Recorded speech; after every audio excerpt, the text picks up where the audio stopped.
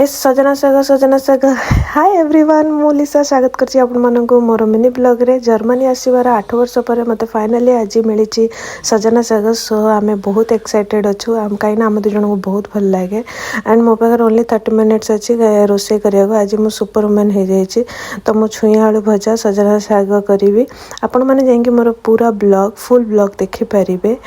YouTube रे upload हे जाय छि एंड मु मुग पके की नडिया पके की सजना साग करिवि एठी सब जहाँ भी कुटाकुटी करिया कथा फास्ट सब कर दे सजना साग भी रेडी हो गलानी एंड मुग भी पकईदेली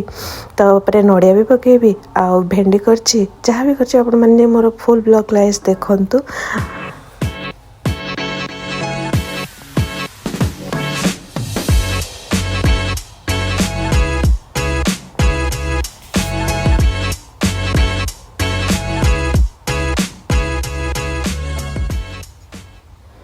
सो एमती कि मोर यम्मी लंच एंड देन तापरे मु आसीगली आम मार्केट बिल्डिंग घर पाख साडस्ट्रास को टिके काम थिला एंड मते कुकी पाख जीवार सो मु ई बाइक नहीं कि जीवी एंड ई बाइक नहीं कि जाउची मु बहुत ई बाइक ट्रैवल करे चलाए मत बहुत मजा आसे एंड एटा बहुत पाखे थिला तो कुकी